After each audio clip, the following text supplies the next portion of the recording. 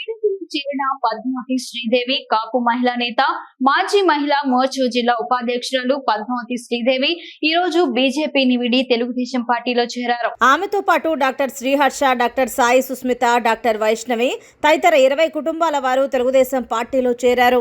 వీరందరికీ కావలి assembly Telugu Desam party అభ్యర్థి Kavya Krishna Reddy party కండువాలు కప్పి సాదరంగా పార్టీలోకి ఆహ్వానించారు.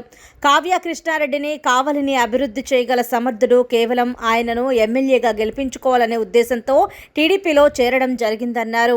డాక్టర్ వెంకటరమణ గారు కావలిలో అందరికీ కూడా సుపరిచితుడు.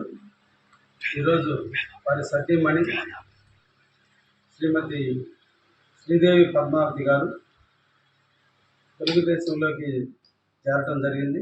వారి కుటుంబ సమేతంగా వాళ్ళ అబ్బాయి, వాళ్ళ కోడలు అందరూ కూడా ఈ రోజున నన్ను బలపరిచే నిమిత్తం, తెలుగుదేశం పార్టీని గెలిపించే నిమిత్తం వాళ్ళు ఈరోజు వచ్చి స్వచ్ఛందంగా తెలుగుదేశంలో చేరడం జరిగింది. భవిష్యత్తులో కూడా వారికి ఎంతో ఈ ప్రాంతంలో సేవ చేసిన అనుభవం ఉంది. అనుభవాన్ని మేము స్వీకరించి తప్పకుండా కావలిలో వారి సేవలను యూటిలైజ్ చేసుకొని తెలుగుదేశం పార్టీని గెలిపించే దాంట్లో అందరం కూడా కృషి చేస్తాం.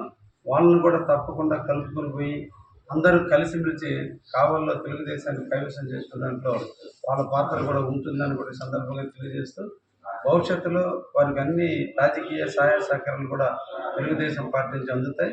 వారికి రాజకీయ అనుభవం ఎక్కువ ఉంది కాబట్టి భవిష్యత్తులో వాళ్ళకి మంచి పదవుల్లో కూడా తీసుకురావడానికి కూడా అవకాశం ఉంటుంది.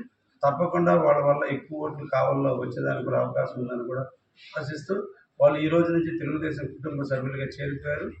రేపటి నుంచి వాళ్ళు కూడా తెలుగుదేశం పార్టీ అభ్యర్థి నన్ను ఎంపీగా మా వేమిరెడ్డి ప్రభాకర్ రెడ్డి గారిని గెలిపించడానికి వాళ్ళు కృషి చేస్తారని కూడా ఈ సందర్భంగా తెలియజేస్తారు.